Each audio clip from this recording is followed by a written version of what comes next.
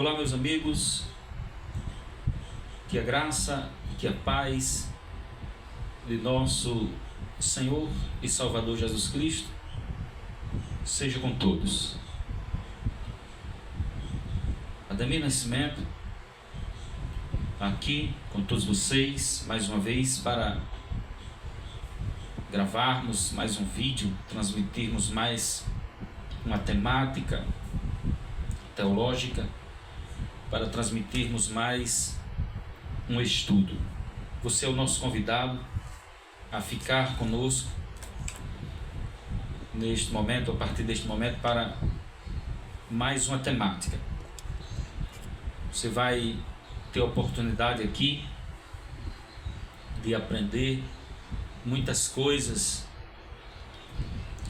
maravilhosas sobre a Bíblia, sobre a Palavra de Deus, muitas coisas edificantes. E a nossa temática de hoje, nós teremos hoje 3 temáticas em uma só. A primeira temática é explicando a questão do adultério e fornicação segundo a Bíblia.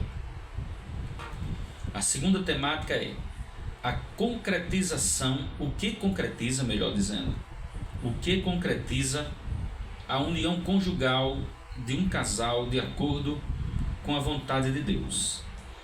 E a terceira temática é o verdadeiro sentido da vida.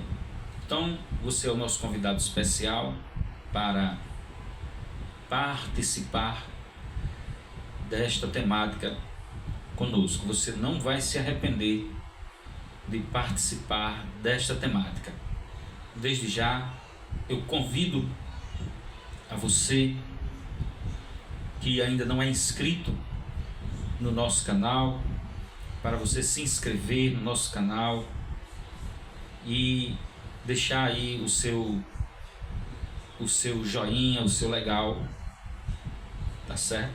E ativar o sininho das notificações para você poder estar recebendo aí as notificações do nosso canal. Todas as vezes que nós postarmos um vídeo novo aqui no nosso canal, você poder acompanhar. Então vamos lá para a temática. Meus queridos irmãos, queridos ouvintes da Palavra de Deus,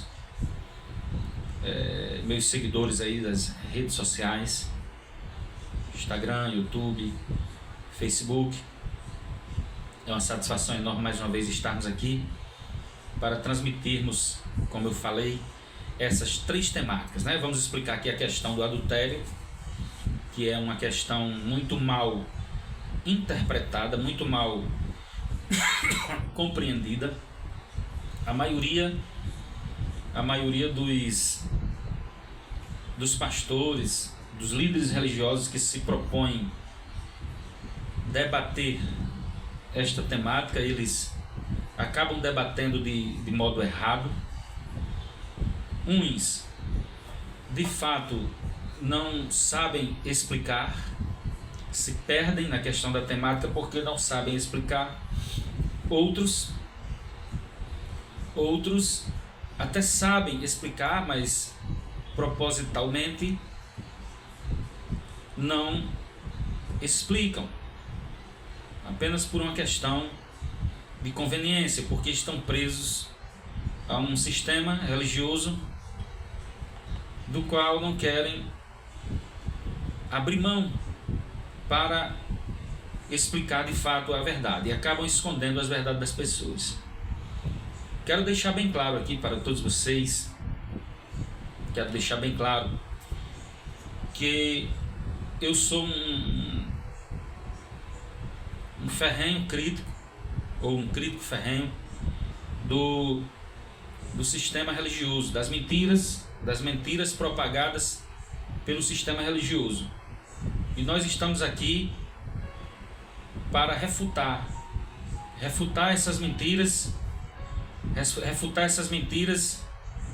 malignas, essas mentiras diabólicas que muitos têm levantado questões para confundir a cabeça das pessoas. Muitas pessoas têm, e não são poucas, as pessoas que têm usado a Bíblia, têm usado a palavra de Deus para julgar a vida das pessoas.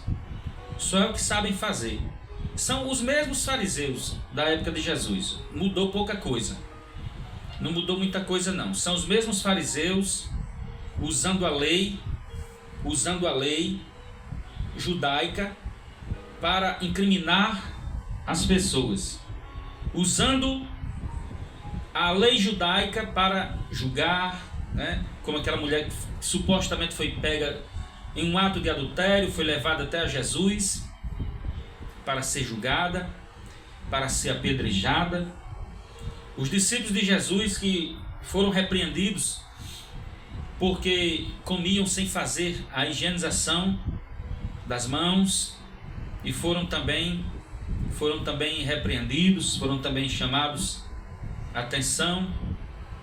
Os próprios fariseus que perseguiam a Jesus, ao Senhor Jesus, o Cristo, cobrando a Ele o cumprimento das leis dietéticas, das leis cerimoniais do Antigo Testamento.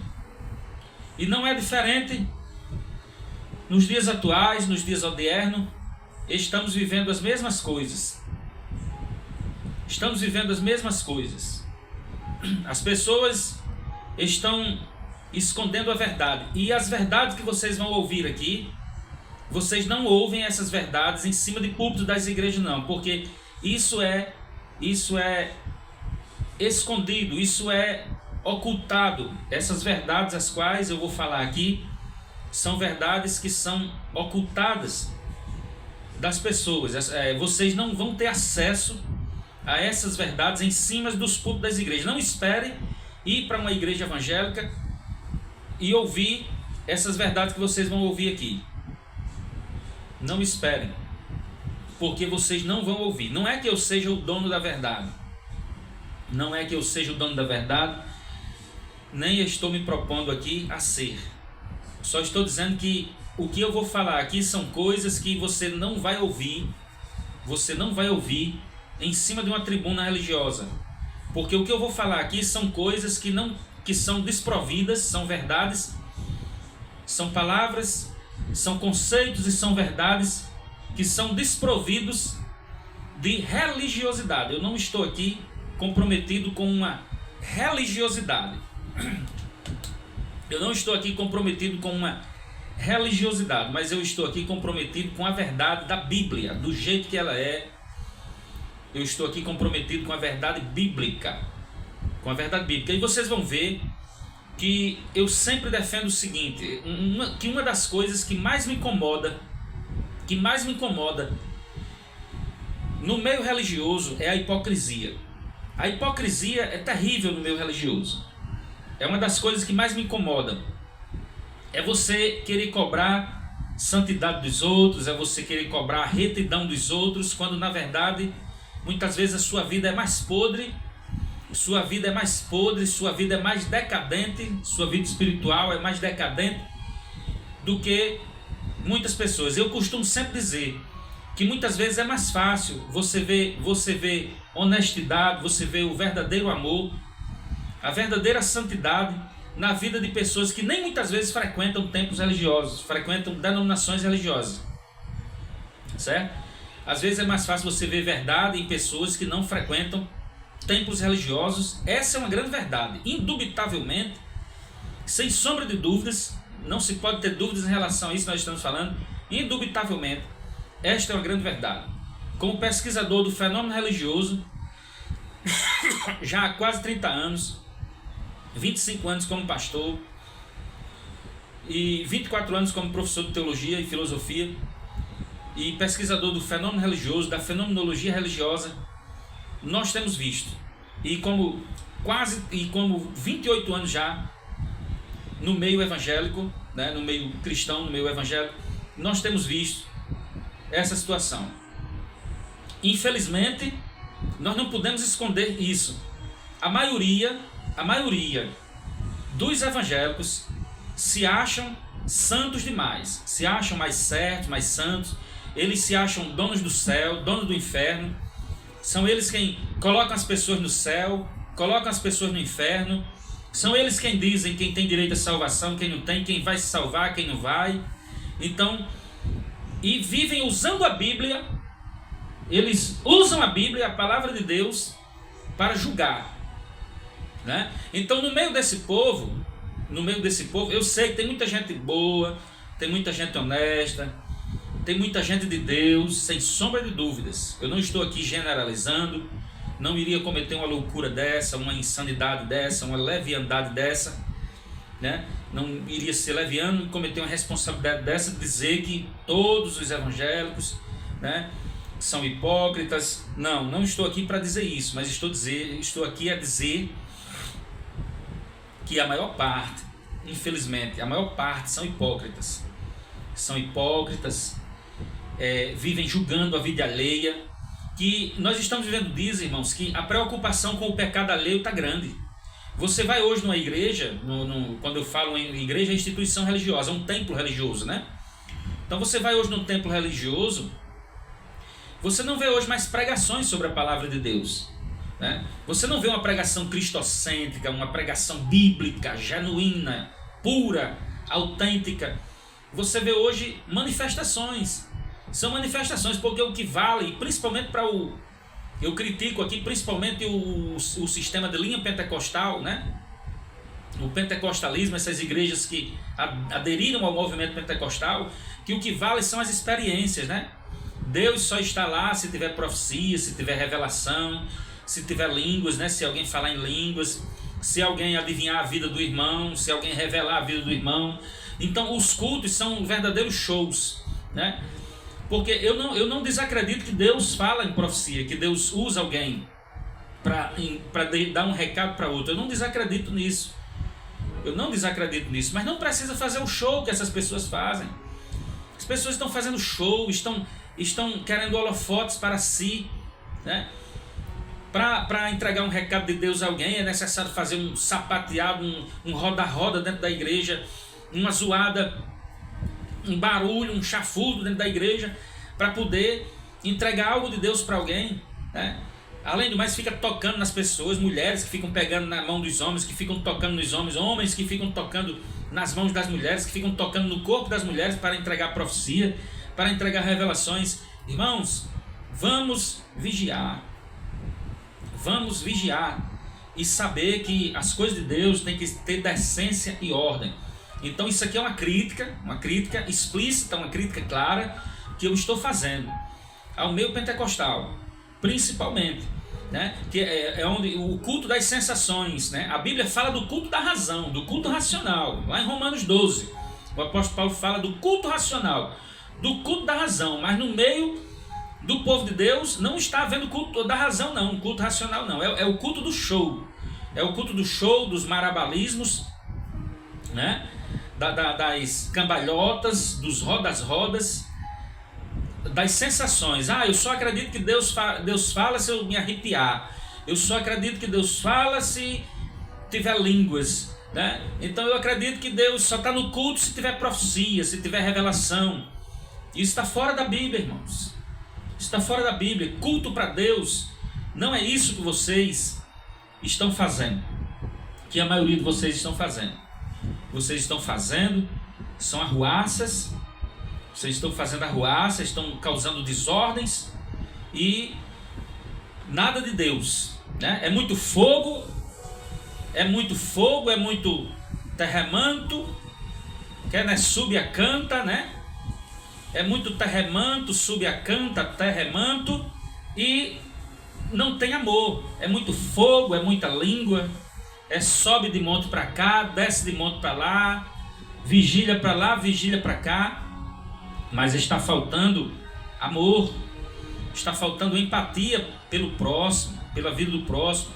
Tem que deixar de usar a palavra de Deus para estar julgando as pessoas. Eu não sei para que essa preocupação de vocês com o pecado alheio, né? Você vai para um culto hoje, a pessoa que vai lá pregar, ela não está preocupada em pregar, não. Ela está preocupada em revelar a vida de quem está adulterando, de quem está fornicando, de quem está se prostituindo, de quem está em cima do púlpito em pecado, e etc e tal, e nós estamos vivendo. É isso aí que nós estamos vivendo. E a palavra de Deus nada. E Bíblia que é bom nada. Então eu estou aqui hoje como porta-voz de Deus para lhe tranquilizar, para trazer uma mensagem de Deus para o seu coração. E muitos vão dizer que eu estou desviado, que eu sou um herege, vão me taxar de herege, de desviado. Estou sim desviado. Estou sim desviado da mentira religiosa. Estou sim desviado do sistema religioso que embrutece a mente, né? Que embrutece a mente, que faz uma lavagem cerebral nas pessoas, que manipula, que julga através do medo, da barganha religiosa, da ganância, através da manipulação religiosa, e tornam as pessoas emburrecidas na Bíblia, no conhecimento, no pensamento, na capacidade de pensar reflexivamente, na capacidade de pensar logicamente nas coisas, principalmente nas coisas da vida, nas coisas bíblicas, nas coisas que envolvem. Irmãos, religião, crença é algo muito sério. Alguém pensa que é simples. Basta, você não sabe, não é nada simples, você acha que é simples. Não, as nossas crenças definem os nossos valores, as nossas crenças definem as nossas atitudes, as nossas crenças definem a nossa vida, o nosso roteiro de vida, o nosso prisma de vida, a nossa forma, o nosso modus vivendi, né? A nossa cosmovisão de mundo é tudo definida através das nossas crenças, daquilo que a gente crê, daquilo que a gente absorve como conceito, como verdade para as nossas vidas. Então não é algo muito simples. Não pense que religião, que crença religiosa é algo muito simples, porque não é. Porque não é. As nossas crenças definem os nossos valores, aquilo que a gente pensa, aquilo que a gente crê, aquilo que a gente faz, né? Então eu estou aqui para explicar para vocês. Essa questão do adultério e fornicação, ela tem sido muito mal interpretada, muito mal explicada. Alguns pastores, alguns líderes religiosos não têm capacidade de explicar a questão do adultério. Não tem. E a fornicação muito menos. Eles não entendem o que é fornicação e não entendem o que é adultério. Então estou aqui para explicar, vamos para a temática. Professor Ademir Nascimento, juntamente aqui com o Pai, o Filho e o Espírito Santo, com a presença de Deus, para explicar para você a Bíblia e desembaraçar, porque estão causando embaraço na mente das pessoas. Estão causando um embaraço. Essa semana eu estava vendo um vídeo no Instagram, um pastor aí que eu não vou dizer o nome dele, né? Eu não sei o nome, mesmo que eu soubesse eu não ia dizer, por conveniência ética, por questões éticas da ética pastoral, mas basta só que eu diga o seguinte: assim como ele, tem muitos por aí deturpando a verdade, ensinando ilação, causando confusão, né? Causando confusão, causando dúvidas na cabeça das pessoas. Esse cidadão estava chamando todas as pessoas que não têm que não tem um papel assinado no cartório, ele estava chamando de fornicador. Estava dizendo que quem vive em uma união estável e não tem um papel assinado em cartório é um fornicador, está no pecado da fornicação. Esse cidadão não sabe nem o que é fornicação. Ele não sabe nem o que é fornicação. Daqui a pouco eu vou explicar para vocês bem direitinho aqui. Vou trazer a fornicação para a etimologia da palavra, né? dentro da linguística, dentro da etimologia, dentro dos originais grego e hebraico. Vou trazer a explicação do termo fornicação e do termo adultério. Vou trazer aqui para vocês, vou ensinar para vocês, e vocês vão se libertar dessa confusão religiosa que estão fazendo em cima dessas duas palavras, certo? Então estou aqui para isso. Quando eu me formei, eu prometi a Deus que seria um porta-voz dele para defender a verdade. Então não estou aqui, o meu compromisso não é com convenção religiosa, não tenho compromisso com convenção religiosa, não tenho compromisso com instituição religiosa nenhuma. Não estou aqui preso para falar somente o que me determinam. Eu tenho a livre liberdade de falar aqui. Eu sou autônomo, tenho autonomia para falar do que realmente eu preciso e quero falar, tá certo? Então vamos lá, a questão do adultério, a igreja, quando eu falo da igreja, eu falo da instituição religiosa.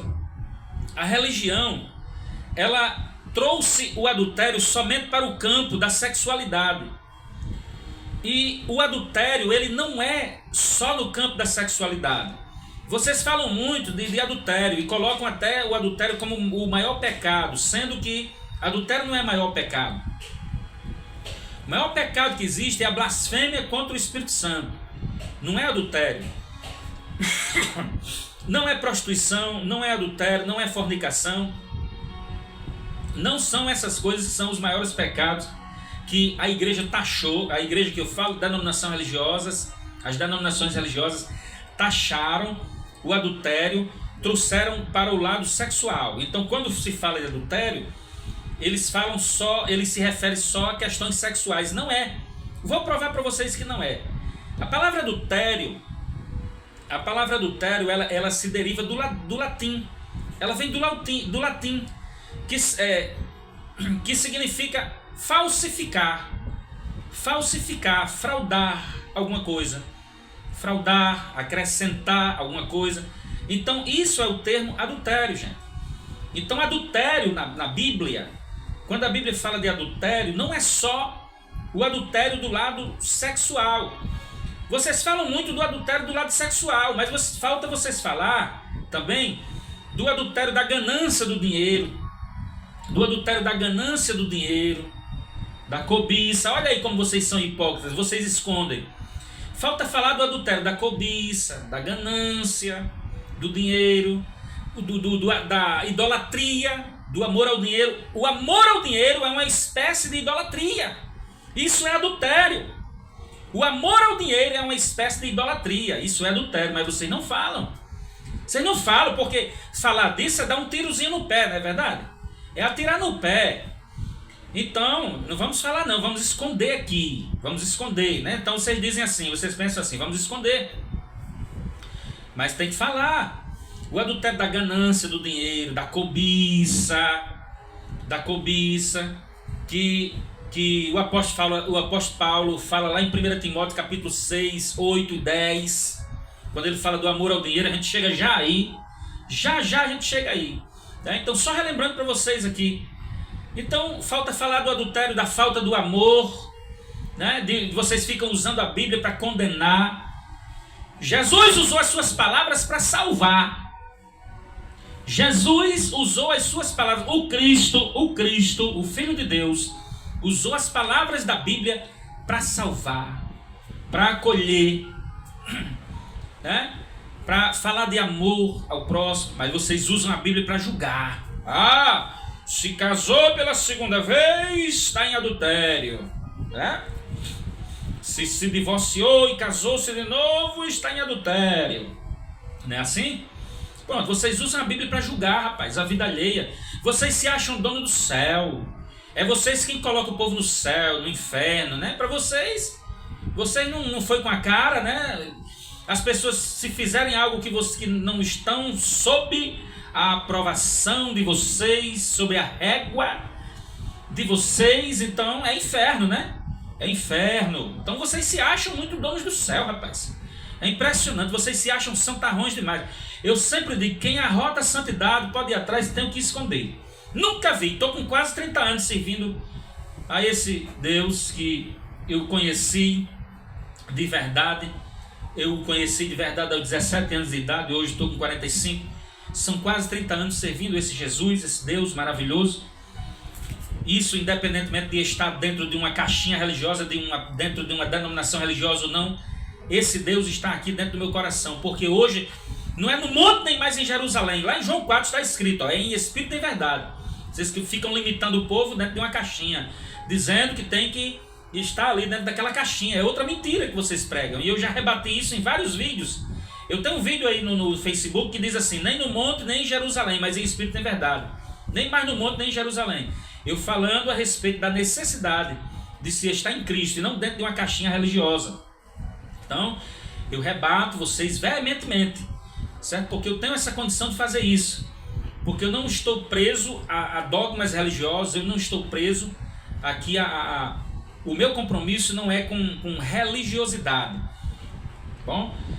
Então assim, vocês julgam, vocês se acham dono do céu demais. Então assim, eu estou com quase 30 anos servindo esse Deus, né? Servindo esse Deus, desde que eu o conheci, 17 anos de idade, embora que já frequentasse, né, templos religiosos, desde os 4 anos, quando minha mãe me levava para frequentar templos religiosos, mas quando eu tive um encontro realmente pessoal com Deus foi aos 17 anos de idade.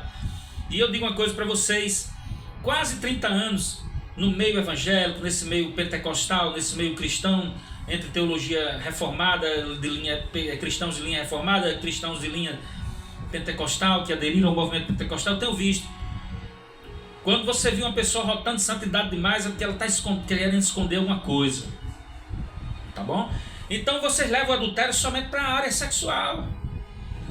E além do mais, vocês levam para a área sexual e ainda definem errado o adultério.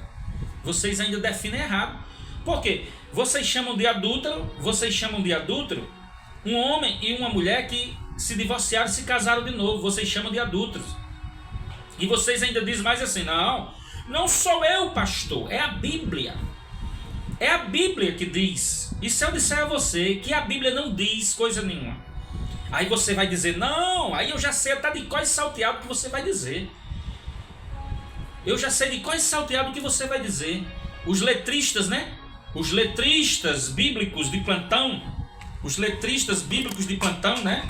Vão chegar e vão dizer assim: não, mas está escrito lá em Marcos 10 e lá em Mateus 19 que Jesus disse que quem divorciar da sua mulher, não sei por... Aí dizem até assim, que tem duas cláusulas, né? Falam até bonito, né? Dizem assim, tem duas cláusulas, somente duas cláusulas de exceção e via de regra, né? Duas cláusulas de exceções e vias de regra. Lá em Mateus 19 e Marcos 10. Que somente em caso de traição, de adultério, né? Só em caso de adultério. E também lá em 1 Coríntios capítulo 7, o apóstolo Paulo fala da cláusula do abandono, quando o cônjuge, né, que decide não viver mais com o outro e tal, e tal. Então eu já conheço todas esses argumentos, essas falácias de vocês. Já conheço tudo isso aí. Só que vocês são pilantras, porque vocês pegam um texto da Bíblia e não explicam. E os incautos, coitados, os incautos que não têm o conhecimento, que são igual a papagaios se deixando levar pelas manipulações teológicas de vocês, né? Aí vocês usam de má fé, pegam os versículos e não explicam, né? Então, a grande questão de vocês em relação ao adultério é vocês pegarem Mateus 19 e Marcos 10, naquela frase, especificamente naquela frase que Jesus diz assim, que eu vou até ler para você aqui, eu vou até ler para vocês qual é a frase. Marcos, eu vou usar Marcos 10, que é o que vocês mais gostam de usar. Quando Jesus diz assim, Marcos 10 e 11, Jesus diz assim: e ele lhes disse, quem repudiar sua mulher e casar com outra, comete adultério contra ela. E se ela repudiar seu marido e casar com outro, comete adultério. Aí agora, isso aqui é Marcos, né? Agora vamos para Mateus. Mateus 19. Vocês gostam desse aqui, ó, desse versículo aqui, Mateus 19. Quando Jesus diz assim no versículo 9: Eu porém vos digo, quem repudiar sua mulher, não sendo por causa de relações sexuais ilícitas e casar com outra, comete adultério. E quem casar com a repudiada, comete adultério. Vocês gostam desse versículo aqui, que eu acabei de ler, desses dois versículos. Só que é o seguinte, vocês são pilantras. Vocês usam de má fé. Vocês pegam um texto da Bíblia, o letrismo bíblico, né? E jogam isso para o incauto, para o indouto, a pessoa que não tem um conhecimento leigo, né? Que não tem um conhecimento teológico, aí vocês jogam isso aí. Aí a pessoa que não tem o conhecimento, ela vai dizer, não, realmente está escrito. Jesus falou isso. Mas Jesus, o que Jesus falou, o problema não é o que está escrito, é o que vocês fazem do que está escrito. Vocês pegam uma coisa que está escrito e vocês interpretam no letrismo da lei. Vocês não respeitam o contexto. Principalmente dois contextos que vocês não respeitam. Vocês não respeitam o contexto histórico nem cultural. No mínimo esses dois contextos vocês deveriam respeitar dentro dessa frase. E eu falo aqui como um professor de hermenêutica, como um professor de interpretação bíblica. Lecionei essa disciplina muitos anos, né? Na faculdade teológica, no curso de formação teológica, no seminário teológico. E eu digo isso para vocês. Vocês pegam essa frase, esse letrismo da lei para condenar as pessoas. Vocês não explicam. Vocês não são capazes, vocês não têm condições intelectuais. Vocês não têm condição intelectual de explicar esse versículo. Uns não explicam porque não sabem, outros não explicam porque capciosamente, né, de má fé, usam de má fé para justamente manipular e ludibriar as pessoas. Essa frase de Jesus, ela precisa ser entendida. E eu já expliquei isso em outro vídeo meu no Facebook. Eu convido você aí no Facebook. Você vai lá, coloca Ademir Nascimento e coloca aula sobre divórcio, parte 1, parte 2 e parte 3. São 3 vídeos que eu tenho no Facebook. Eu vou explicar bem direitinho esse versículo aí. Eu vou falar das escolas rabínicas, né? Das escolas rabínicas, do posicionamento das escolas rabínicas. Eu vou explicar por que Jesus foi indagado, foi interrogado pelos fariseus, por aqueles mestres judaicos, né, da lei judaica. Quando eles indagaram a Jesus sobre o divórcio, eles tinham uma pretensão. Eles não indagaram a Jesus à toa, eles não eram meninos, né? Eles sabiam o que estavam fazendo. E então eles indagaram a Jesus a respeito disso. Então eu explico bem direitinho lá. Então eu convido você a ir lá e ver. Aí esses fariseus da fé, eles pegam esse versículo para julgar as pessoas, para jogar as pessoas no inferno, para condenar as pessoas. Eles pegam esse versículo para condenar. Então eu vou explicar bem direitinho que essas palavras de Jesus, elas estão sendo mal interpretadas. Jesus, quando ele cita essa frase que eu acabei de dizer aí em Mateus 19 e Marcos 10, falando sobre quem deixasse a sua mulher, quem divorciasse da sua mulher e casasse com outra cometeria adultério. Essas frases de Jesus, elas precisam ser interpretadas seguindo contextos históricos, culturais, geográficos, linguísticos, filológicos, lexo-sintáticos, semânticos, né, políticos, religiosos. Então, elas precisam ser explicadas dentro desses contextos. Aí vocês, capciosamente e maliciosamente, vocês pegam o texto, né, e passam para as pessoas assim, está escrito, está escrito. Aí eu vou provar para vocês. Eu vou utilizar aqui só uma frase para vocês verem como a Bíblia, ela não pode ser interpretada. A gente não pode pegar as palavras da Bíblia, um livro que tem mais de 2000 anos, que foi escrito em várias épocas, por várias pessoas, em vários lugares diferentes, que tem uma diversidade muito grande de detalhes, né? Sejam eles circunstanciais, sejam eles linguísticos, sejam eles cronológicos, sejam eles culturais, históricos, geográficos, né? Léxicos sintáticos, entre outros detalhes, né? Então eu não posso pegar um livro, uma Bíblia dessa e querer interpretar para os dias de hoje. Eu tenho que interpretar a Bíblia para a época que a Bíblia foi escrita. Então a cultura judaica, ela tinha as suas leis próprias. A sociedade judaica tinha as suas leis próprias. Então vocês pegam uma lei que era para Israel, vocês pegam uma lei que era lá para Israel e vocês querem jogar, rapaz, manipular dentro da lei brasileira, né? Não existe isso, gente. Vocês querem julgar, vocês querem manipular. Ó, quando Jesus relata essa frase de Jesus aqui que o evangelista tanto o evangelista São Mateus como São Marcos, ele relata essas palavras de Jesus aqui. Essas palavras requerem explicação dentro de um contexto cultural e histórico. Vocês nem sequer explicam a questão das escolas rabínicas. Jesus, ele não estava aqui taxando, ele não estava taxando as pessoas de adúlteros aqui, ele não estava taxando. Aqui ele estava expondo um pensamento, da escola rabínica, de uma das escolas rabínicas que eu não vou dizer aqui, né? Que eu não vou dizer aqui porque já está em outros vídeos que eu fiz. Eu explico isso detalhadamente, bem direitinho, para quem quiser estudar e aprender. Então pode ir lá e assistir meus vídeos que eu vou explicar bem direitinho lá. Então essa frase de Jesus, ela está sendo mal interpretada. E outra coisa, nem a questão do adultério vocês estão sabendo distinguir, vocês estão sabendo interpretar. Porque vamos lá. O adultério, ele deveria ser punido com a morte. Então vocês chamam hoje as pessoas de adúlteras, né, e dizem assim, está escrito, é literal. Mas olha aí a problemática que vocês estão arranjando. Vocês chamam as pessoas de adúlteros dizendo que está escrito na Bíblia. Só que os adúlteros, os que eram considerados adúlteros dentro da sociedade judaica, eles tinham que ser mortos. Eles sofriam a pena capital, a pena de morte.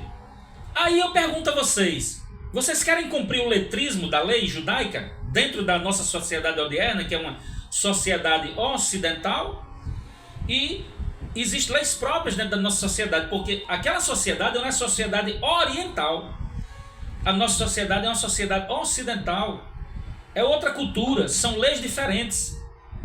Vocês não podem pegar um texto que era para Israel e querer jogar dentro da nossa cultura odierna, da nossa cultura presente. E em nome disso, julgar as pessoas, colocar as pessoas no inferno, taxar as pessoas de fornicadoras, taxar as pessoas de adúlteras, né? E vocês não entendem a questão. Porque o adultério deveria ser punido com a morte. E aí, o que é que a gente vai fazer agora para cumprir a Bíblia? Já que de acordo com vocês, quem se casa de novo está em adultério. E agora? Então, se está em adultério, já que vocês querem que seja assim, agora tem que matar. Tem que matar também para cumprir a Bíblia. E agora? Como é que vocês vão cumprir a Bíblia? Porque uma parte vocês cumprem, que é chamar as pessoas de adúlteros. Que é dizer, é adúltero porque está escrito. Jesus disse, Jesus falou. E agora, a outra parte, porque de acordo com a Bíblia, na Bíblia que vocês usam aí, seus hereges, na Bíblia que vocês usam, fariseus de plantão, na Bíblia que vocês usam, assim como na minha Bíblia também, está aqui, ó, eu estou com a mesma Bíblia, pode olhar aí, ó. Vamos agora para Deuteronômio 22 e 22. Vamos ver o que dizia a Bíblia, vamos ver o que é adultério segundo Deuteronômio 22. Vamos lá. Deuteronômio, capítulo 21, capítulo 22, melhor dizendo, capítulo 22, diz assim: se um homem for achado deitado com uma mulher que tem marido, então ambos morrerão. O homem que se deitou com a mulher e a mulher, assim eliminarás o mal de Israel. Ó, tá vendo? E tem mais aqui, se você voltar aqui para Deuteronômio 21 e 21, diz assim, ó: então todos os homens da cidade, ó, então diz assim, ó,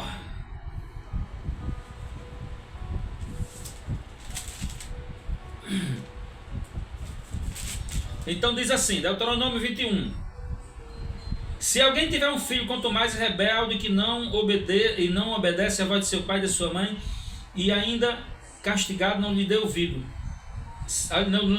não lhe dá ouvidos, seu pai e sua mãe o pegarão e o levarão aos anciãos da cidade à porta, e lhes dirão: esse é o nosso filho rebelde, e quanto mais não dá ouvidos à nossa voz, é dissoluto e beberrão. Então todos os homens da cidade o apedrejarão até que morra. Assim eliminarás o mal de ti e de todo Israel, e de ti todo Israel ouvirá e temerá. Então assim, até os filhos desobedientes na lei judaica eram punidos com a morte. E o adultério também era um crime na sociedade judaica, que era passível de ser punido com a morte. Então a coisa era bem estreita. Então assim, Para a gente cumprir a Bíblia, não adianta você querer cumprir só um pedaço, só a metade do texto. Você tem que cumprir o texto todo. Então aqui, o que era o adultério, segundo a lei judaica? Adultério era quando... Adultério, agora vamos explicar aqui. Adultério voltado para a questão sexual. O adultério voltado para a questão sexual era quando um homem mantinha a relação sexual com uma mulher que tinha marido, né? Um homem que era casado, que tinha compromisso também, que tinha sua esposa, ele mantinha a relação sexual com outra mulher que também tinha marido. Então o que é que acontece? A Bíblia manda executar. Matar, era para matar, era para ser punido com a morte. E agora? Já que vocês querem cumprir essa lei de Israel aqui, no Brasil, ou em qualquer parte do mundo, alegando que está escrito, olha aí como agora nós estamos entrando numa grande dificuldade de se aplicar esse texto. Como é que agora vocês vão aplicar esse texto? Então por isso que eu digo, interpretem a Bíblia para a época que ela foi escrita. A Bíblia deve ser interpretada para a época que ela foi escrita, porque senão dá errado. E agora? Vocês chamam de adúlteros, que já está errado o chamar de adúltero de vocês. Por que vocês chamam de adúlteros duas pessoas que se casaram de novo? Vocês chamam de adúlteros, está totalmente errado. Um homem que só tem uma mulher e uma mulher que só tem um homem, que eles não têm mais nada além disso.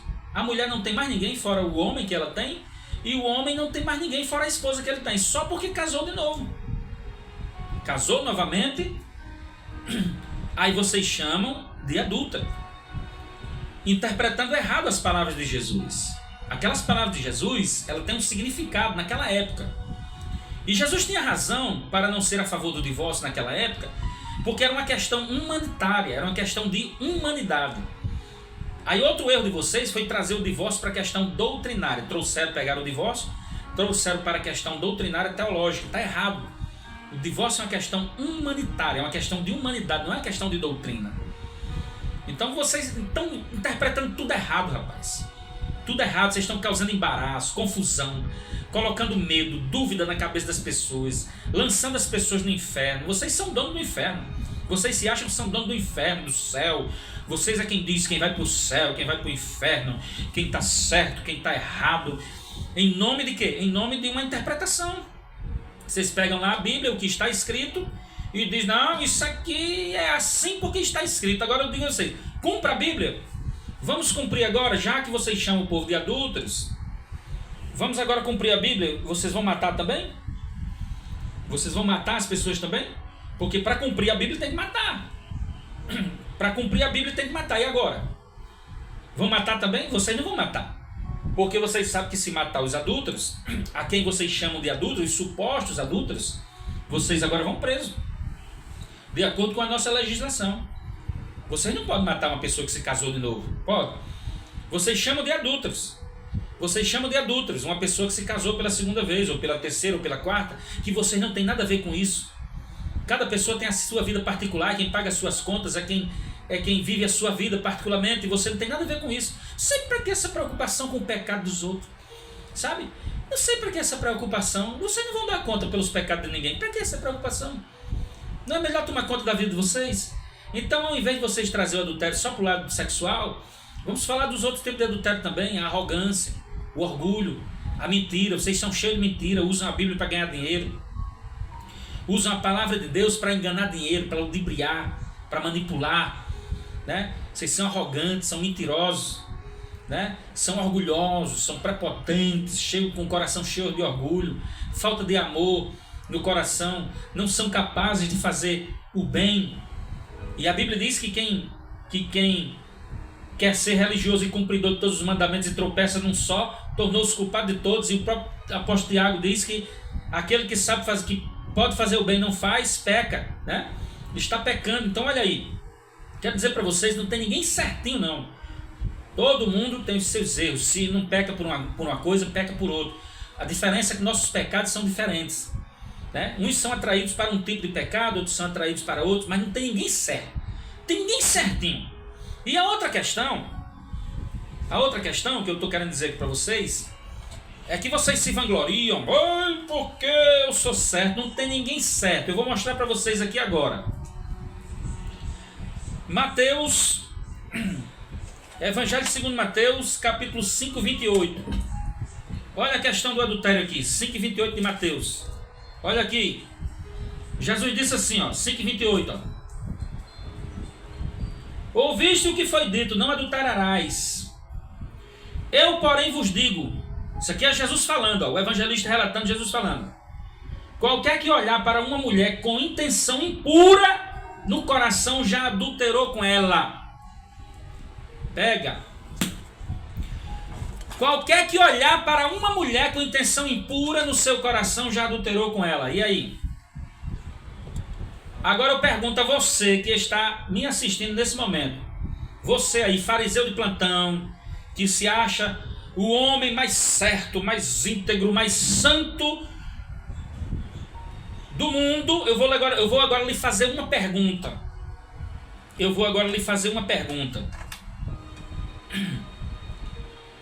Me responda com toda a honestidade.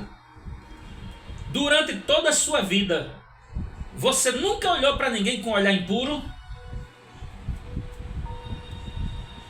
Durante toda a sua vida, você nunca olhou para ninguém com um olhar impuro? Porque, de acordo com Jesus aqui, não é preciso praticar o ato. Não é preciso você levar alguém para a cama para ter relações e manter relações sexuais. Para ser adúltero, é necessário só você pensar. Cobiçar. Pensar, olhar e cobiçar. Está aqui. Não sou eu, não. Agora não venha dizer que sou eu que estou falando. Porque não sou eu, não. É a Bíblia que você usa. Está dizendo isso aí, ó.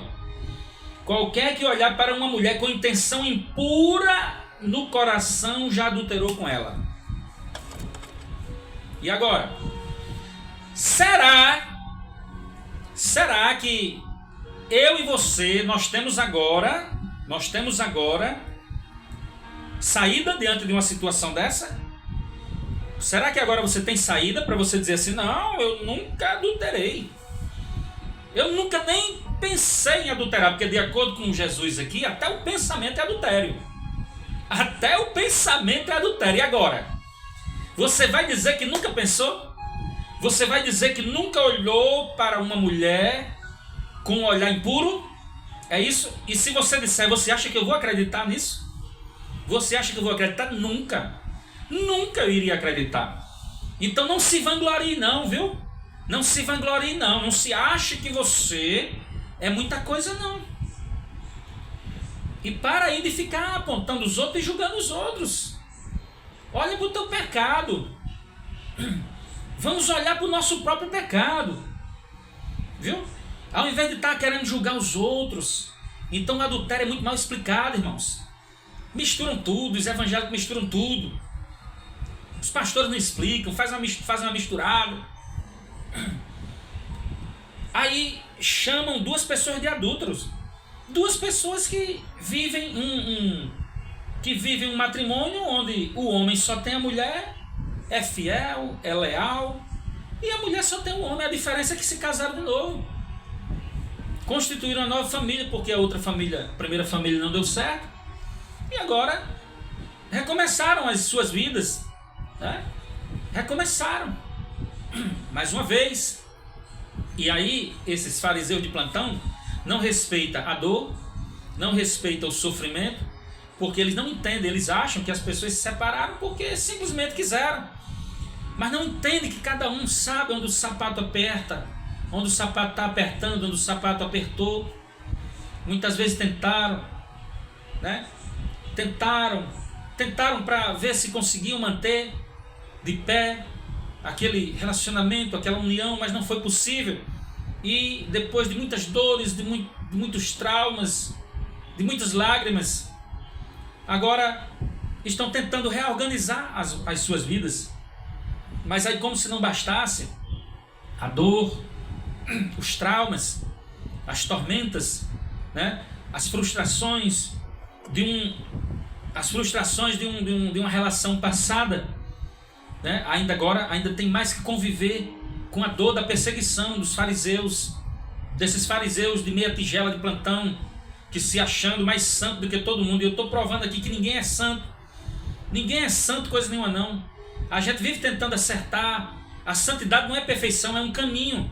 É o caminho para a perfeição. A gente está tentando, todos os dias tentando, né, ser alguém melhor. Não é para se salvar. Não é para se salvar. Ninguém está tentando ser melhor para se salvar, porque se fosse assim, não era o sacrifício de Cristo por nós, né? O sacrifício de Cristo teria sido em vão por nós. Mas estamos aqui tentando ser alguém melhor para nós mesmos, para o nosso próximo, para a sociedade, para sermos bênçãos na vida das pessoas. Então vocês erram equivocadamente. Vocês levam o adultério só para o lado sexual. Fala do adultério, da falta de amor, rapaz. Da falta de perdão, da falta de resiliência, da falta de empatia, da falta de amor próprio, da falta de exercício de misericórdia, da falta de humildade. Fala do adultério, da falta da humildade, da idolatria que vocês fazem em relação ao dinheiro, do amor, da cobiça, da ganância, da avareza, né? Da jactância, da avareza, do orgulho. Fala desse tipo de adultério também, porque adultério é isso. Adultério é você acrescentar algo, é você retirar algo, é você acrescentar algo, é você modificar. Adultério é isso. É uma expressão que vem do latim. Uma expressão que vem do latim que ela dá essa ideia de modificar, de fraudar, de enganar.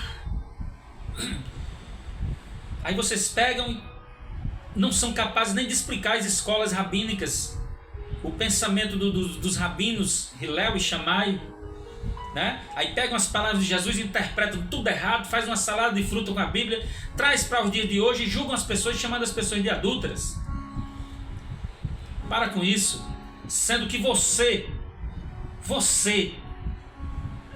não pode se vangloriar de que não é adúltero, porque você não pode dizer que nunca olhou para ninguém com olhar impuro, nem que tenha sido uma única vez na sua vida. Então para com isso, irmãos. Quando eu vejo alguém, eu volto a dizer, quando eu vejo alguém arrotando santidade demais, pode ir atrás, que tem algo a esconder. E a outra questão que eu gostaria de relatar aqui,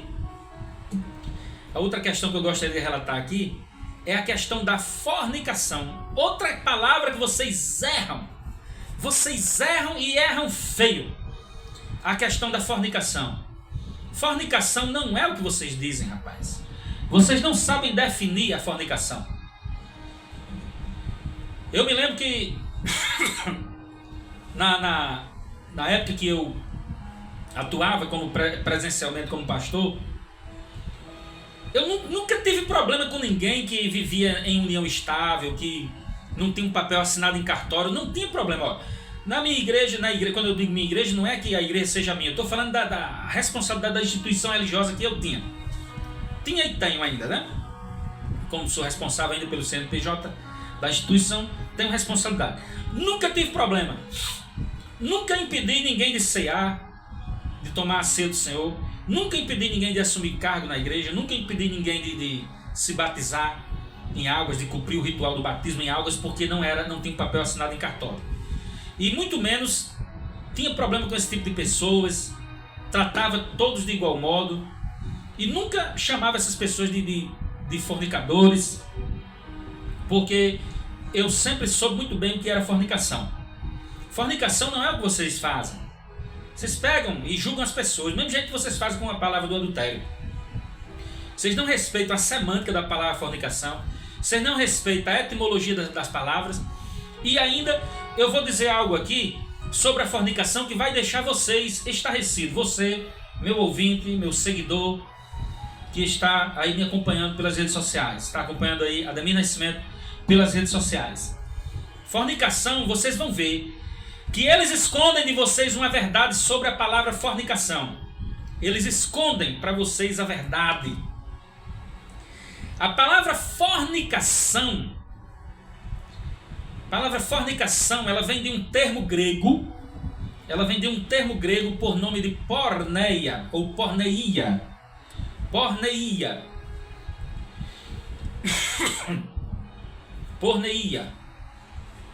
que significa imoralidade sexual ou qualquer tipo de relação sexual ilícita.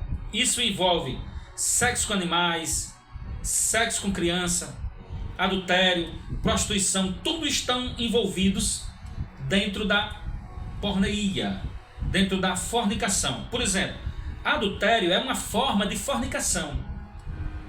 Adultério é uma forma de fornicação.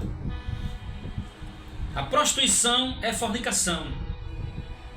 Pedofilia, uma forma de fornicação. Zoofilia, sexo com animais, uma outra forma de fornicação. Então, fornicação, ela, seguindo a etimologia da palavra, é um vocábulo grego que na Roma antiga, na antiga Roma, a fornicação vinha de fornix, né? O que eram as fornix? As fornix eram... Aqui eu estou dando uma aula de história para você. Ó, aula de história. Uma aula de história. Isso não está na Bíblia, não. Nem você vai ouvir em cima de púlpito de igreja, não. Porque eles vão esconder. Eles vão esconder isso de você. O tanto que eles puderem esconder, eles vão esconder. Fornicação, a palavra grega porneia. Então, vem de fornix. Que eram estruturas chamadas também de abóbadas, né? Estruturas chamadas de abóbadas. Então vamos simplificar aqui e dizer que eram fornos, colunas, pilares locais onde as prostitutas ficavam naqueles pilares, naquelas estruturas, naquelas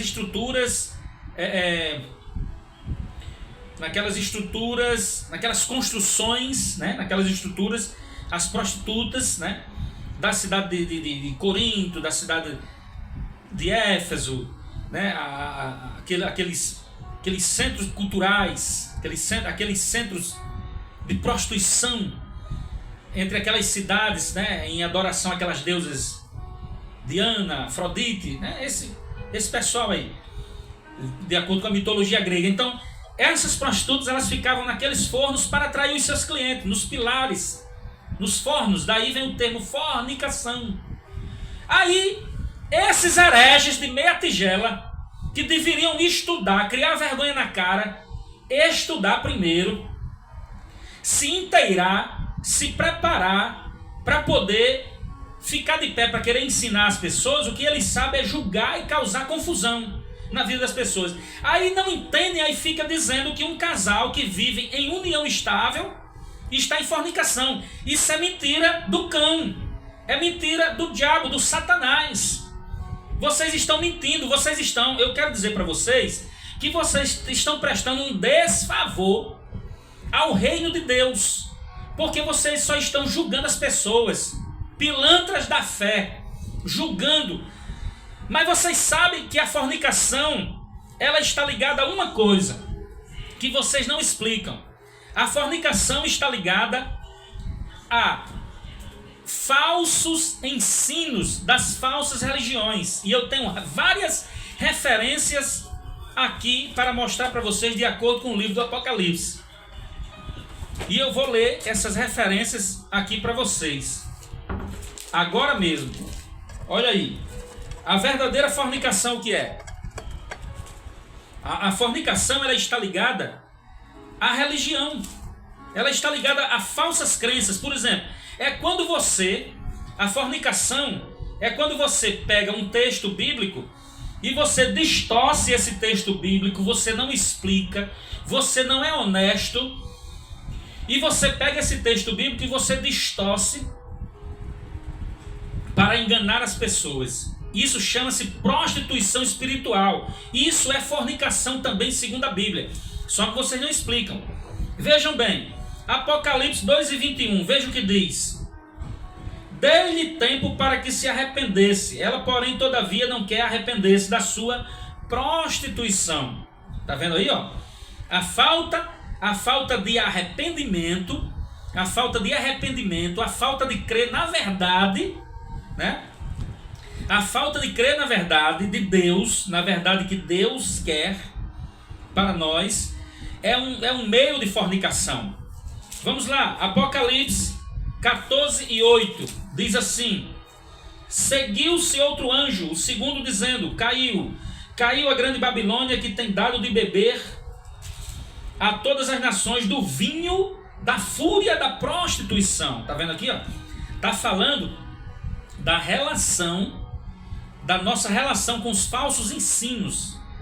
Da relação com os falsos ensinos. Ou seja, nos últimos dias, de acordo com as profecias, está escrito que as nações iriam se embaraçar com os falsos ensinos da grande Babilônia, da prostituta, da religião prostituta, que iria trazer falsos ensinos, que iria trazer enganação. E vocês estão participando disso. Vocês estão chamando as pessoas que vivem em uma união estável de fornicadores, mas os fornicadores são vocês, que estão distorcendo a Bíblia, que estão distorcendo a palavra de Deus e enganando as pessoas. Então os fornicadores são vocês, que estão seguindo a Babilônia, o sistema religioso, a grande Babilônia, que estão se embriagando com o vinho da mentira, com o vinho da embriaguez, com o vinho da fúria da prostituição. Então a fornicação, ela está baseada nisso aí. Ela está baseada na associação da idolatria pagã com os ensinos da fé, certo? Então a pessoa que deixa os ensinos da fé verdadeiro e passa a seguir as mentiras do sistema religioso, está fornicando, está cometendo uma prostituição espiritual, porque está envolvida com a idolatria dos falsos ensinos e está caminhando fora dos padrões da palavra de Deus e da verdade, daquilo que Deus quer revelar para nós. Então, antes de vocês chamarem duas pessoas que estão vivendo em união estável de fornicadores, que não são fornicadores coisa nenhuma, olhem para vocês, olhem para os pecados de vocês. Vocês querem mais? Querem mais Bíblia? Apocalipse 17, 2 e 4 diz assim, Apocalipse 17, 2 e 4: com quem se prostituíam os reis da terra, e o vinho da sua devassidão foi que embebedaram os que habitam na terra. Versículo 4: achava-se uma mulher vestida de púrpura e de escarlata, adornada de ouro, de pedras preciosas e de pérolas, tendo na mão um cálice de ouro transbordante de abominações e com as imundícias da prostituição. Vendo aí? Apocalipse 18:3 também tem mais referência. Diz assim: pois todas as nações têm bebido do vinho do furor da prostituição, com ela se prostituíram os reis da terra. Também os mercadores da terra se enriqueceram à custa da sua luxúria.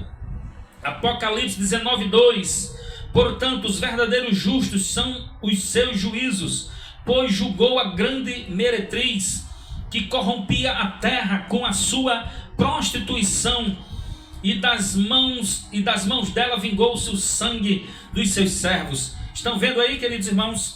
Então a fornicação é algo que está ligado à idolatria. Está ligado à idolatria, o sistema pagão, o sistema idólatra, que distorce, que deturpa, que adultera a palavra de Deus. E muitos estão seguindo a esse sistema, porque não estão dando ouvidos à verdade e estão se escondendo por trás da religião para julgar, usando as palavras da Bíblia para julgar as pessoas. Então vocês estão entendendo aí? Fornicação é isso, são relações sexuais ilícitas. A fornicação, assim como o adultério, está voltada para a área sexual, né? Era o que as prostitutas faziam na antiga Roma, que ficavam lá nos fornos para atrair os seus clientes. Daí vem o termo fornicação, né? Elas tentavam atrair os seus clientes para manter relações sexuais e praticar a prostituição, a impureza sexual, a fornicação. E ela também é usada para significar aqueles que seguem falsos ensinos. Então, se você está ensinando falso ensino, se você está usando a Bíblia para enganar, para ganhar dinheiro, você é um fornicador. Então, lave a sua boca para falar de quem vive em uma união estável, porque ao contrário de você, não está fornicando coisa nenhuma. E eu, como pastor, eu vi muitas vezes pessoas se aproximar de mim e dizer: ai, pastor, eu sei que se eu morrer, eu vivo com minha esposa, eu vivo junto com ela, e se eu morrer, eu sei que eu vou para o inferno, eu sei que eu vou perder a minha salvação, eu sei que eu não estou certo com Deus, porque eu estou fornicando, porque eu não assinei um papel. E aí eu dizia para essas pessoas: irmão, quem foi que ensinou isso para você? Não, pastor, mas é verdade, é isso mesmo. E o pior de tudo, irmãos, que quem tem esse ensinamento não muda. Quem tem esse pensamento não muda. Não muda nunca. Mas vocês estão entendendo aí?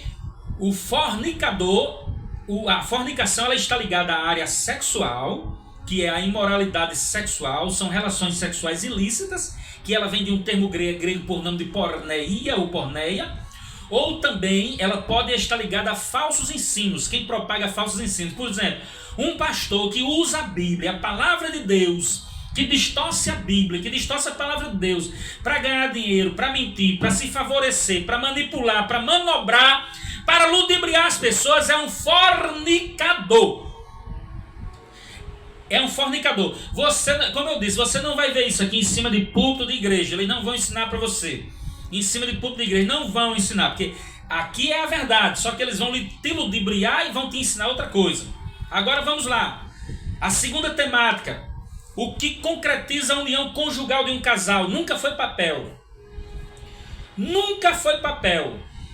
O papel ele só veio ser assinado a partir dos anos de 1800 para cá. 1800 para cá. Dos anos 1800 para lá não se assinava papel.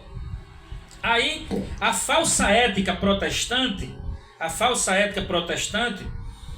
colocou que o que vale hoje é um papel assinado para você ter a sua união conjugal concretizada diante de Deus. Mas isso é uma verdadeira balela. Isso é uma verdadeira balela. Eu vou provar isso com a Bíblia, que esses hereges usam para lhe enganar, e você vai ficar em paz a partir de hoje. Você não vai mais perder a sua paz por causa disso. Não pense que você está fornicando. Ah, pastor, eu estou vivendo numa união estável, eu estou junto com o meu marido, eu estou junto, então eu tenho medo de estar fornicando. Conversa fiada. Só tem um detalhe. Por exemplo, teu marido te assume como mulher dele? Teu marido te assume como mulher?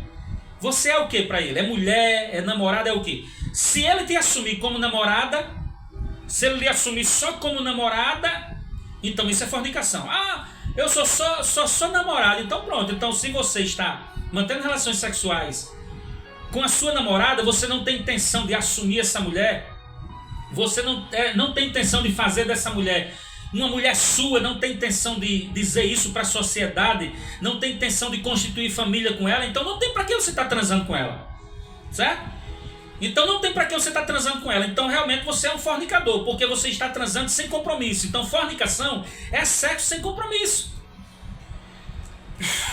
Mas se vocês vivem juntos dentro de uma casa, mesmo não tendo um papel assinado, e vocês vivem juntos dentro de uma casa em uma união estável, o teu marido te assume como mulher e fala para todo mundo na sociedade: olha, aqui é minha mulher, eu guardo respeito a ela, eu guardo lealdade a ela, eu guardo fidelidade a ela, eu guardo amor, cumplicidade, valorização, ela é minha prioridade, então ela é minha mulher. Então, independentemente de ter um papel assinado ou não, é casamento, é união conjugal. Eu não chamaria nem de casamento. Porque casamento é algo inventado pelo ser humano.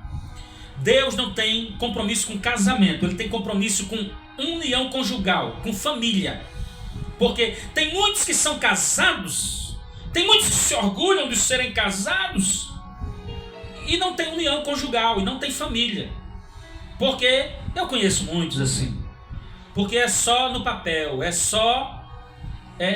a união conjugal é só de fachada, certo? Então eu vou ler um texto aqui na Bíblia, na sua Bíblia, para você ver. Na sua Bíblia, para você ver. Vamos lá. Vamos lá, Gênesis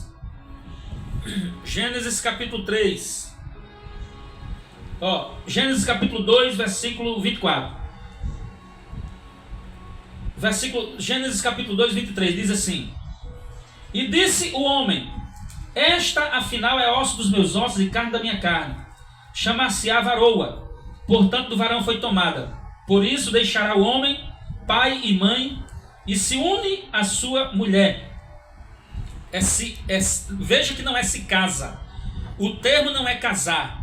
O termo é se unir. Ó, deixará o homem a seu pai e sua mãe e se unirá à sua mulher, tornando-se os dois uma só carne. Tornando-se os dois uma só carne. O apóstolo Paulo, ele vai falar dessa mesma coisa. Ele vai falar dessa mesma coisa lá em 1 Coríntios. O apóstolo Paulo vai falar dessa mesma coisa. 1 Coríntios, capítulo de número 6. Capítulo de número 6.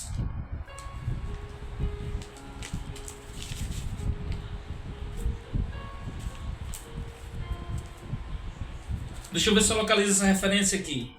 1 Coríntios, capítulo número 6.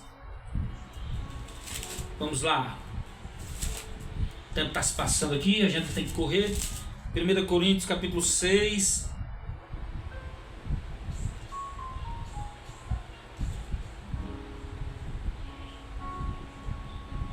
Está aqui, ó. Capítulo 6, versículo 16.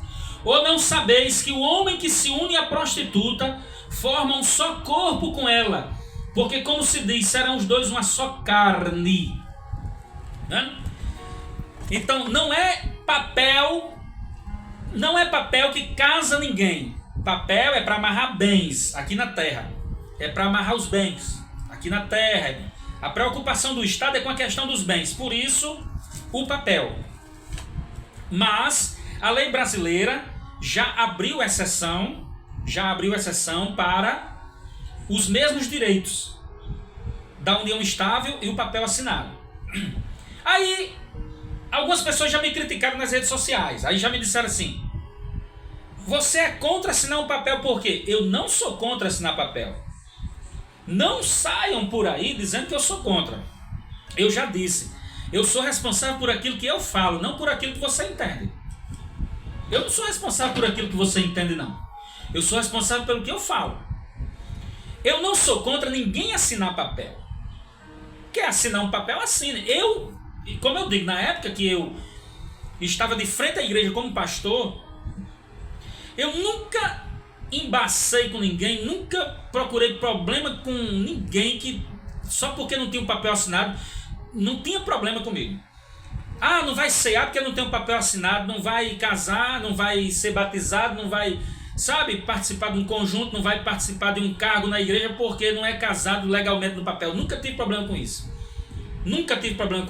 Nunca falei mal de divorciado, nunca ataquei ninguém. Sabe por quê? Porque a gente não sabe do dia de amanhã.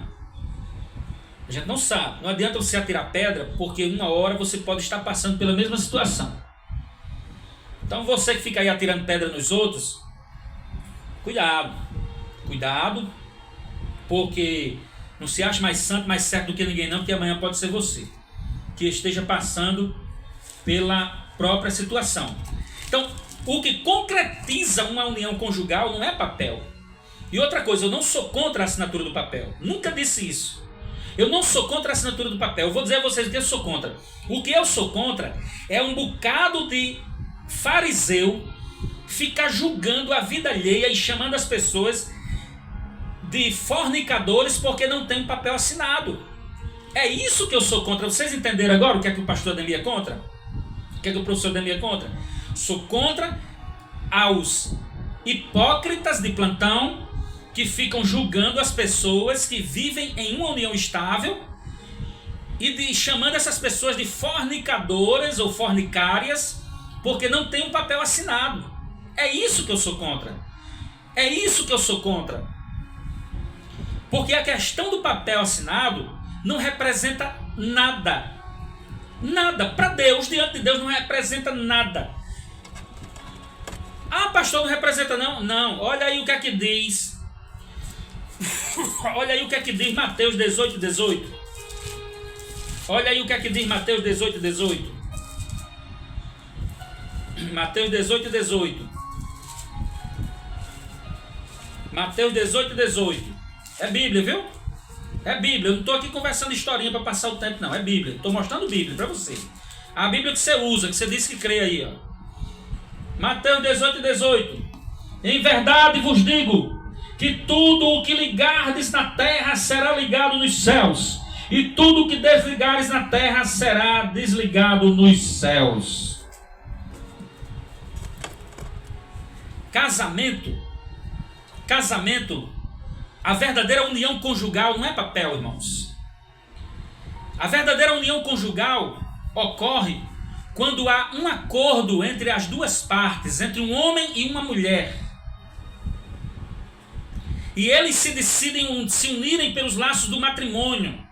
E não é por uma assinatura de um papel. O papel você vai no cartório para reconhecer a sua união diante das leis e dos homens. É só isso. Mas a verdadeira união acontece quando os dois concordam. Está aí, ó.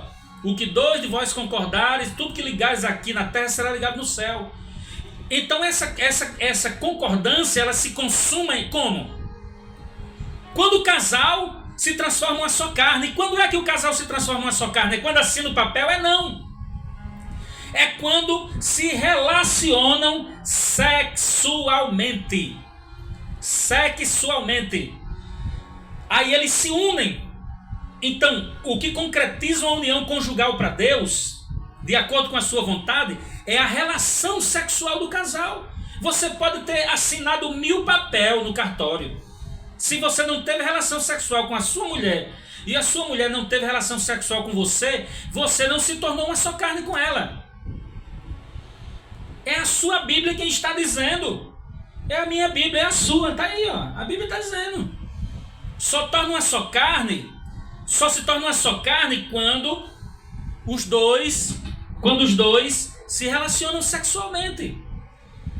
Então não venha para cá com conversa. Eu já vi pastores de renome, meu amigo. Isso é uma vergonha, eu digo isso com vergonha. Pastores de renome dizer, não, o casamento válido é aquele do cartório. Deixa de mentira, rapaz. Deixa de mentira. Isso é querer enganar as pessoas. Meu filho, minha filha, vocês estão juntos? Ei, você que é casal aí, casal, estão juntos, você decidiu assumir essa mulher? Você decidiu assumir essa mulher como sua mulher e você diz assim para a sociedade, ela é minha mulher. Ela é minha mulher. Você cuida dessa mulher, você é provedor, é protetor, você cuida, você ama, você é leal, você é fiel. Certo? Aí isso é união conjugal. Fidelidade, lealdade, amor, isso é união conjugal. Cumplicidade, isso é união conjugal. Tem gente que assina um papel, mas não tem união conjugal, não tem casamento de verdade. Tem até casamento, pode até ter casamento, né, que chama de casamento papel assinado, mas não tem união conjugal. Diante de Deus é só fachada, porque não é leal, fala mal um do outro, não se respeitam, não se valorizam, não se priorizam, não são leais, não tem amor verdadeiro, não tem cuidado mútuo um com o outro. Isso não é união conjugal. Vocês estão fazendo somente o politicamentezinho correto. Assinar um papel em cartório, isso é muito fácil. Assinar um papel em cartório qualquer um assina. Então não saiam por aí dizendo que eu sou contra a assinatura do papel. Eu não sou contra. Aí teve uma que me criticou assim e disse, se você tem um carro, você quer passar o carro para o seu nome. Se você tem uma casa, um terreno, uma propriedade, você quer passar para o seu nome. Por que você não quer assinar o papel com a sua esposa? Aí eu falei assim para ela, porque para ter um carro, eu sou obrigado a botar no meu nome. Para ter uma casa, eu sou obrigado a botar no meu nome. Mas a lei brasileira, a lei regente, né, vigente no país, melhor dizendo, ela não me obriga a assinar um papel com a minha esposa para nós dizermos que temos uma união conjugal e que somos marido e mulher. A lei brasileira não obriga isso. Então não saiam por aí dizendo que quem está vivendo em uma união estável é fornicador. Porque esposa não é propriedade. Né? Esposa não é propriedade, exatamente. Esposa não é propriedade. Uma casa, um carro é propriedade, mas esposa não é. Então, ninguém é obrigado a assinar um papel. Ninguém é obrigado. Então não sai por aí, rapaz, dizendo que, chamando as pessoas de fornicador. Eu vi um babaca aí, um pastor aí, Não, você que não tem um papel assinado, você está fornicando. Seus filhos são fruto de adultério. Deixa de mentira, rapaz. Onde é que filho vai ser fruto de adultério? A pessoa vive em união estável e quer dizer que porque não tem um papel assinado no cartório, os filhos vai ser fruto de adultério. Aí, não, ainda tem mais aqueles da cara lisa que dizem assim, não, tem que assinar um papel para ser reconhecido diante de Deus. Onde é que está isso na Bíblia? Aí eles vão, aí eu sei até para onde eles vão levar e vão dizer assim, não, mas a Bíblia diz que temos que obedecer às leis dos homens. Ah, é? Tem que obedecer às leis dos homens, é? Mas se eu não assinar um papel, eu não estou desobedecendo às leis dos homens, não. Porque a mesma lei do homem que me dá o direito de eu assinar um papel, me dá o mesmo direito também de eu viver em união estável com a minha esposa. E isso não é desobedecer às leis dos homens. Pelo contrário, vocês é que têm que obedecer às leis dos homens, no sentido de entender que não há proibição de duas pessoas viverem em união estável mesmo sem ter um papel assinado. Não estão fazendo nada de errado, não estão pecando, não estão fazendo nada.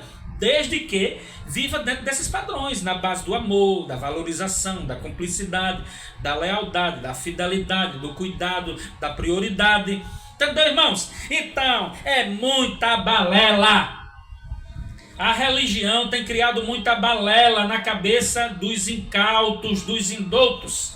E as pessoas têm se deixado levar, certo? Têm se deixado se levar por aí. Então, entendam agora, a partir de hoje, quem disser que você está em fornicação, porque está vivendo em união estável, está mentindo, viu? Está mentindo. Manda cuidar da vida deles. Pelo menos eu não aceito ninguém se meter na minha vida. Eu não aceito ninguém se meter na minha vida. Eu estando certo ou errado, os meus pecados eu vou acertar diante de Deus. Diante de Deus. Não aceito ninguém vir se meter na minha vida. Se meta com a sua vida, vá resolver a sua vida e deixa a minha de lado. Viu? Então o que concretiza uma união conjugal de um casal diante de Deus, de acordo com a vontade de Deus, não é papel assinado. Embora, deixando bem claro aqui, não sou contra você assinar um papel. Não sou contra. Inclusive, já realizei várias cerimônias de casamento onde os noivos, né, pegaram a certidão lá no cartório e vieram para eu, como o ministrante, o ministro, né, religioso, celebrar aquela... Eu não celebrei o casamento, eu celebrei aquela cerimônia, né, de casamento, porque o casamento quem faz são os próprios noivos. E lembre-se disso. Lembre-se disso. O que torna um casal uma só carne é a relação sexual. Os pastores escondem isso de vocês. Aí fica dizendo que é um papel assinado em cartório que vai concretizar os dois uma só carne. Mentira. É mentira. Eu digo na cara de qualquer um. Agora entra aí para me refutar. Entra aí para me refutar e dizer que eu estou errado. Que a própria Bíblia diz. Paulo diz, só vocês não sabem que um homem que se une a uma prostituta se torna os dois uma só carne. Tornou-se uma só carne com ela.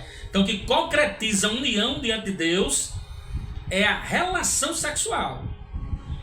Agora, se você está transando sem compromisso, se você está tendo relações sexuais só para usar a pessoa, aí não pode ser casamento, né, filho? Eu não vou dizer a você que é casamento, eu seria insano, eu seria leviano se eu dissesse isso, né? Eu estou falando aqui de responsabilidade. Você assumir a mulher que você vive com ela. Independentemente do papel assinado, dizer assim, essa é minha mulher. Eu decidi querê-la, decidi ter fidelidade, ser fiel e tê-la como minha esposa. E tá certo. E agora vamos para eu espero que você fique em paz, viu, com esse assunto. E não deixe ninguém mais vir colocar abobrinha na sua cabeça. Agora vamos falar sobre o sentido da vida para a gente finalizar. O sentido da vida, muitos estão correndo de um lado para outro, corre para lá, corre para cá, e uns pensam assim, eu preciso ter um bom emprego para eu ser feliz. E a grande busca é essa, é a felicidade. Procurar um bom emprego para ser feliz, dinheiro para ser feliz, fama para ser feliz, notoriedade, reconhecimento, né? Ter influência dentro da sociedade para ser feliz, casar, ter filhos para ser feliz, uma família bem sucedida. ter uma profissão, um diploma de nível superior para ser feliz, né? Quem sabe terminar a graduação dos seus sonhos, uma pós-graduação, um doutorado, uma viagem dos sonhos para ser feliz. Mas nada disso é felicidade, irmãos. O segredo do verdadeiro contentamento, está dentro de nós. E ele vem a partir do momento que nós reconhecemos a nossa vida, que a nossa vida é altamente dependente de Deus. O apóstolo Paulo, escrevendo aos Filipenses no capítulo 4 de Filipenses, ele diz,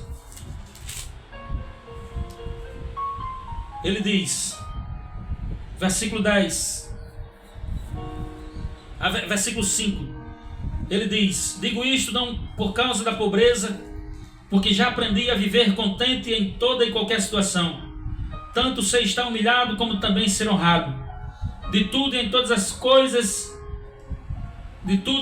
circunstâncias já tenho experiência, tanto de fartura como de fome, assim como de abundância como de escassez. Posso todas as coisas naquele que me fortalece. Então o segredo do verdadeiro contentamento não está naquilo que é exterior, mas está dentro de nós. Está na nossa confiança e na nossa autodependência, na nossa total dependência de Deus, da espiritualidade que está em nós. A verdade é que o ser humano não precisa de muito para viver. O ser humano não precisa de muito para viver. Nós precisamos de pouco. É tanto que o apóstolo Paulo, escrevendo a Timóteo, 1 Timóteo, no capítulo de número 6, versículo de número 8, 1 Timóteo, ele diz assim,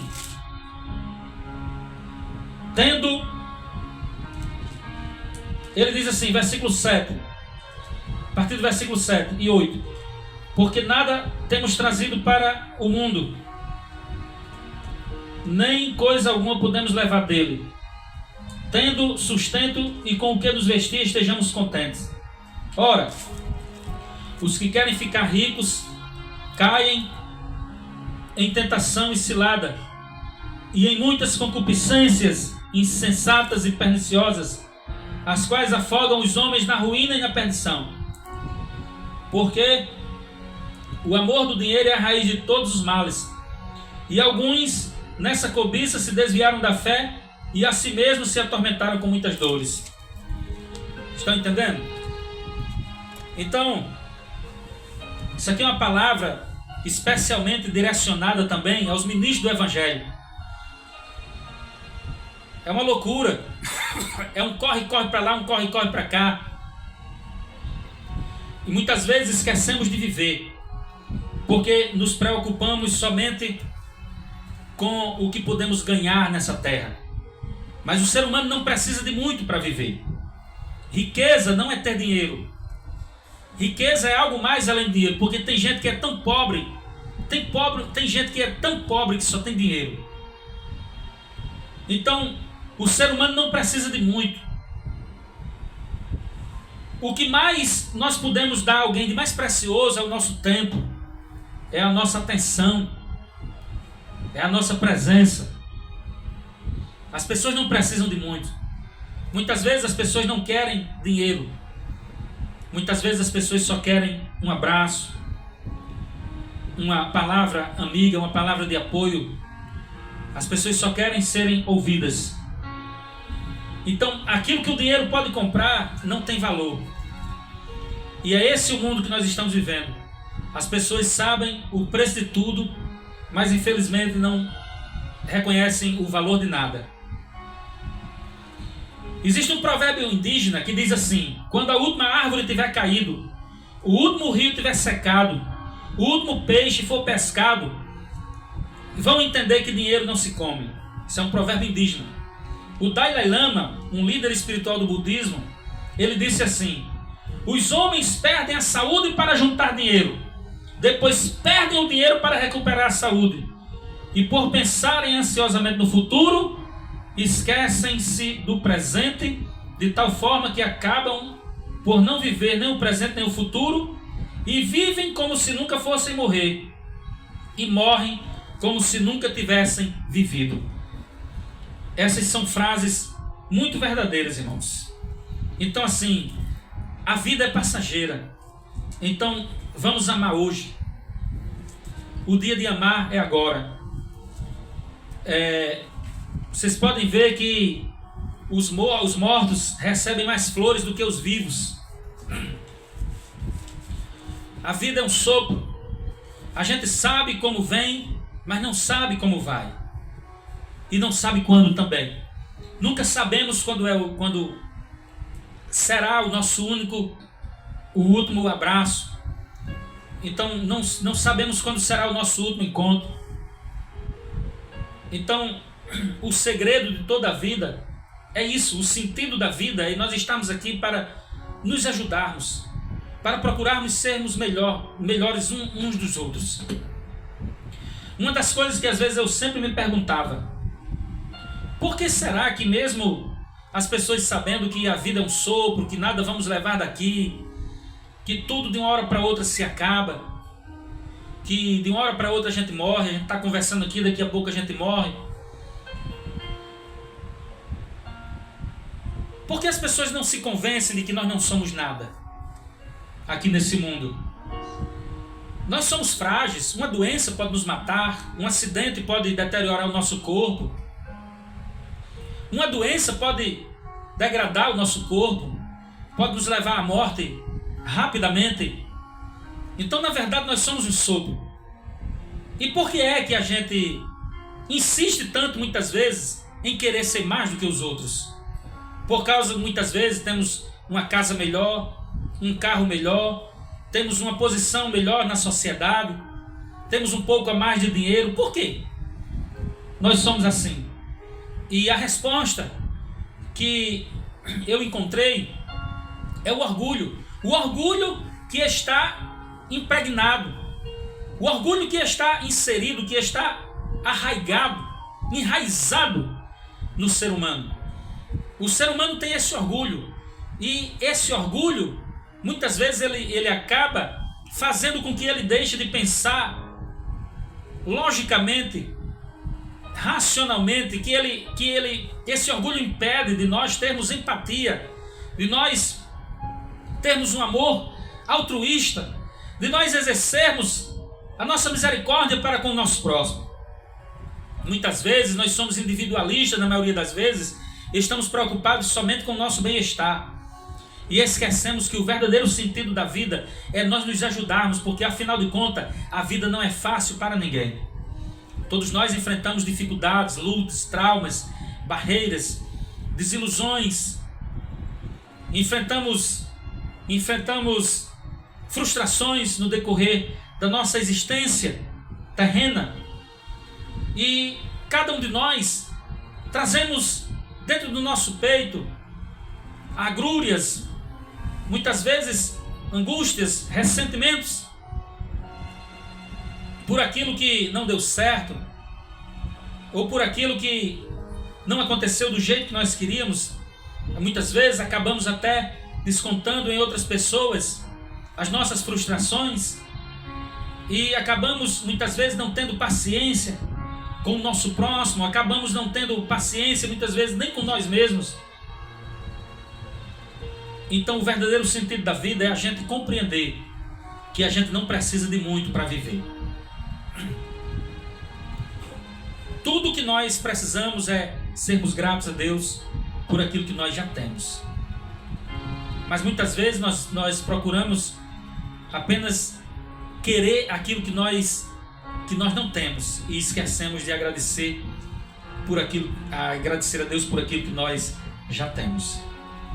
Então falta isso em nós. É o ser humano.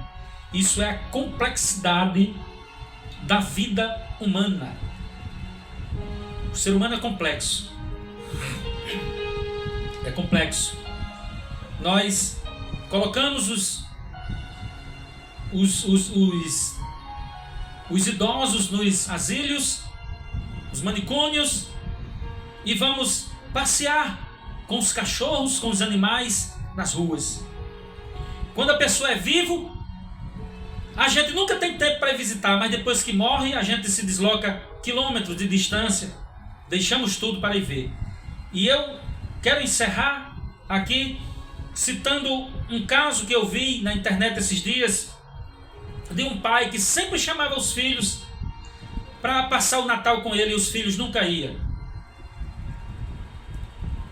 E o pai sempre chamava os filhos para ir jantar com ele no Natal, os filhos nunca tinham tempo. Ah, pai, eu não posso. Aí cada um mandava uma desculpa: eu não posso porque estou ocupado demais, estou trabalhando demais, não tenho tempo. E o pai, passaram-se anos e anos, e o pai nunca teve essa condição de reunir os filhos para no Natal passar o Natal com ele. Até que um dia o pai teve uma ideia. Ele disse: olha, manda uma mensagem aí para todos os meus filhos dizendo que eu morri. E aí mandaram mensagem para todos os filhos: olha, seu pai morreu. Na noite de Natal mandaram uma mensagem dizendo: seu pai morreu. O que é que acontece? Todos os filhos vieram. De acordo com o que eu ouvi, né, no vídeo, todos os filhos vieram na noite de Natal. Quando chegaram, se surpreenderam que o pai estivesse vivo.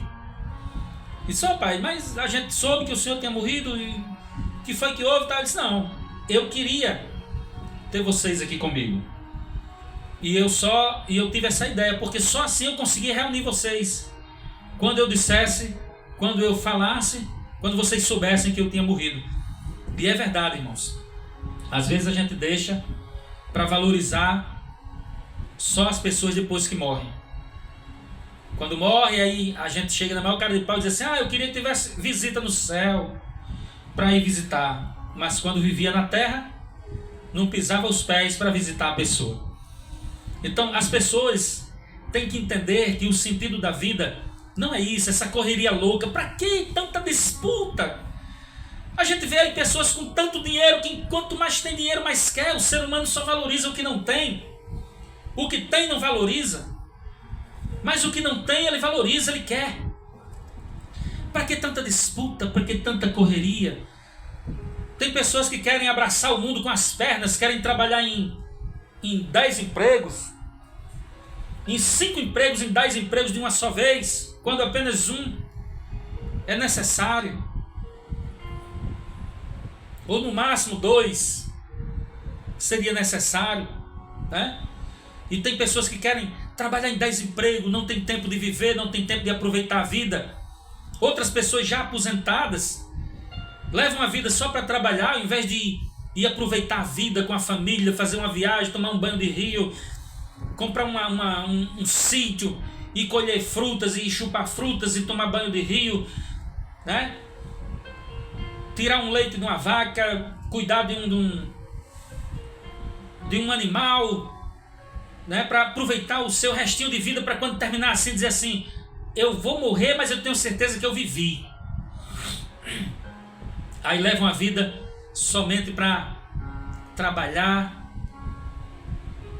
E é isso, irmãos. E a vida acaba se perdendo. O sentido verdadeiro da vida acaba se perdendo.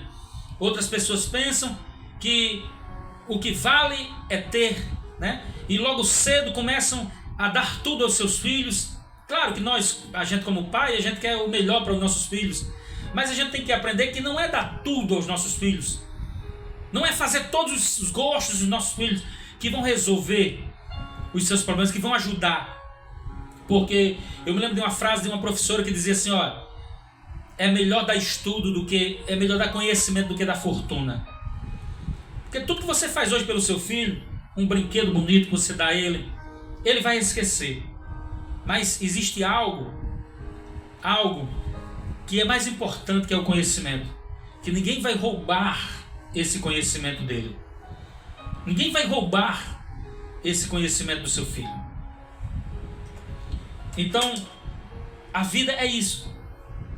A vida é assim. O verdadeiro sentido da vida não é essa correria louca que as pessoas estão fazendo.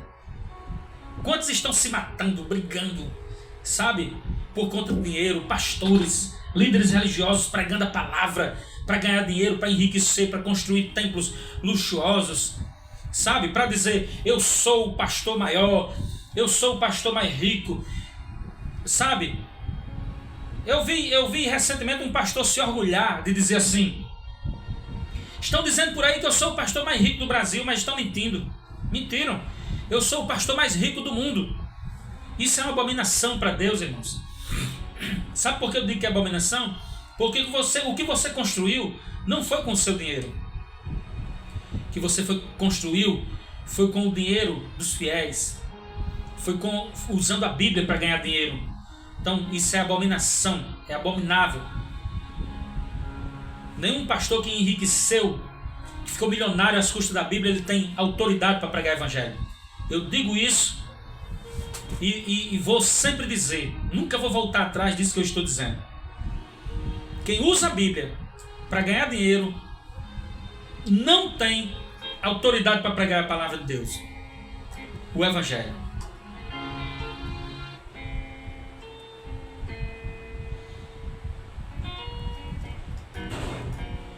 Então que Deus os abençoe grandemente a todos.